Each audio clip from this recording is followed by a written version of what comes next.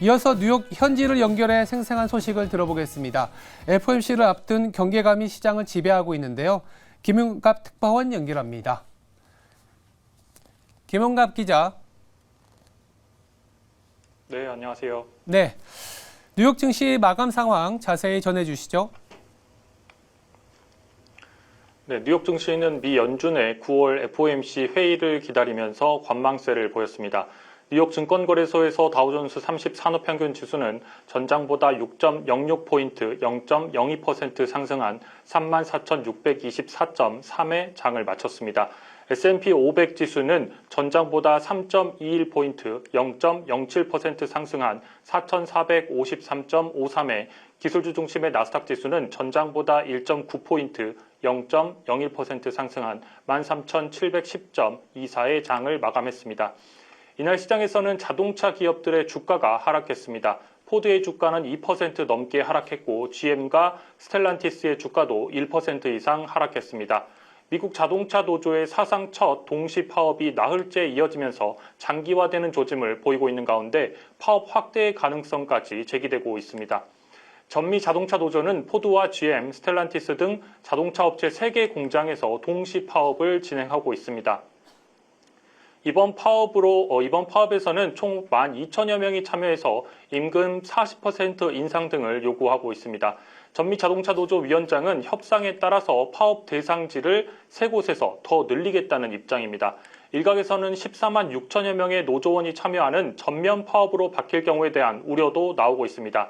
이 경우에 경제학자들은 미국의 경기 침체 가능성과 함께 분기별로 GDP에 1.7%포인트의 타격을 줄 수 있다고 보고 있습니다. 자동차 생산은 미국 GDP의 2.9%를 차지하고 있습니다. 이에 정부에서도 움직임을 보이고 있는 상황입니다. 제닛 옐런 재무장관은 CNBC와의 인터뷰에서 백악관은 윈윈 거래를 원한다며 양측의 의견 차이를 좁히고 좋은 계약을 위해서 노력해야 한다고 강조했습니다. 또 협상 과정에서는 CEO들의 임금에 대한 문제 제기도 이어지고 있습니다. 노조는 포드, GM, 스텔란티스 등 3사 CEO의 연봉이 4년간 40% 넘게 인상됐다고 지적하고 있습니다. 한편 이번 파업으로 생산 차질이 없는 테슬라가 반사 이익을 얻을 것이라는 전망도 나옵니다. 전미 자동차 노조는 테슬라 직원들도 회원으로 가입시키려 했으나 과거에 실패한 바가 있습니다. 테슬라의 주가는 골드만삭스가 가격 인하로 마진이 줄어들 것이라는 전망을 내놓으면서 주가는 3% 넘게 하락했습니다. 한편 월스트리트저널은 테슬라와 관련한 단독 보도를 내놨는데요. 월스트리트저널은 테슬라가 사우디의 공장 유치를 논의하고 있다고 보도했습니다. 그러면서 회담이 매우 초기 단계이며 결렬될 수 있다고 전했습니다. 하지만 보도가 나온 이후에 일론 머스크 테슬라 CEO가 SNS에 해당 기사가 완전히 거짓이라고 밝혔습니다. 또 한편 이날은 주택시장의 분위기를 확인할 수 있는 경제지표가 발표됐습니다. 전미주택건설협회에 따르면 미국 9월 주택시장 지수는 45를 기록했습니다.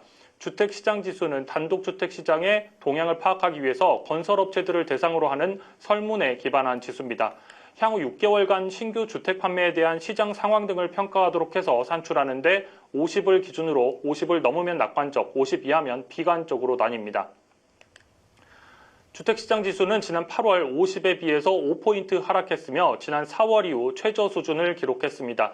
이는 미국의 주택 건설업자들이 주택담보대출 금리 등의 영향으로 사업에 대해 비관적인 입장을 보이고 있다는 의미입니다.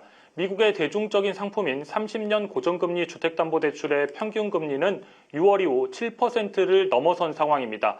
로버트 디에츠 NAHB 수석 이코노미스트는 높은 모기지 금리가 건축업자들의 신뢰와 소비자 수요에 타격을 주고 있다고 평가하기도 했습니다. 이 같은 상황에서 결과적으로 건축업자들은 주택 가격을 내리고 있습니다. 9월에는 건축업자의 32%가 가격을 내렸다고 밝혔습니다. 앞서 8월에는 25%가 가격을 내린 점을 감안하면 주택 가격 인하 추세가 더 커진 겁니다. 이는 지난 2022년 12월 이후 가장 높은 수치이기도 합니다. 평균적으로 주택업자들은 6%의 가격을 내렸습니다. 또 이번 설문조사에서 새롭게 나타난 점 가운데 하나는 새로 지어진 단독주택을 산 구매자의 42%가 생애 첫 주택 구매자였다는 겁니다.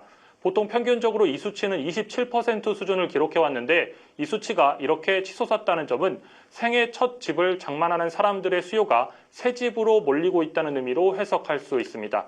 한편 이날 뉴욕 상업거래소에서 10월 인도분 WTI 선물 가격 종가는 배럴당 91.48달러로 전거래일 종가 대비해서 71센트 0.78% 상승하며 연중 최고치를 또 경신했습니다. 네, 다음으로 기준금리 결정과 관련된 소식도 짚어보겠습니다. 미 연준뿐만 아니라 주요 중앙은행들이 이번 주에 금리를 결정합니다. 현지에서는 어떤 전망들이 나오고 있나요? 네, 그렇습니다. 이번 주에는 전 세계 중앙은행들의 기준금리 결정이 이어질 전망입니다. 먼저 전 세계의 주목을 받고 있는 미 연방준비제도가 19일부터 20일 FOMC 회의에서 기준금리를 결정합니다. 이번 FOMC에서는 기준금리 동결에 무게가 실리고 있습니다. 미국의 기준금리는 현재 연 5.25에서 5.5%로 22년 만에 가장 높은 수준을 기록하고 있는데 이를 유지할 것으로 보입니다.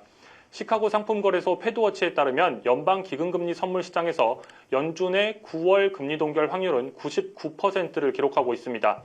하지만 최근에 국제유가가 급격하게 오르고 있다는 점은 연준에게도 충분히 부담으로 작용할 전망입니다. 이에 이번에 발표되는 금리 전망인 점도표의 변화 여부가 주목을 받고 있습니다.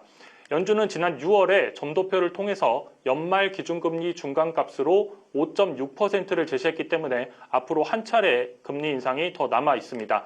하지만 이번 점도표에서 연준이 올해와 내년에 어떤 전망을 내놓을지가 관건입니다.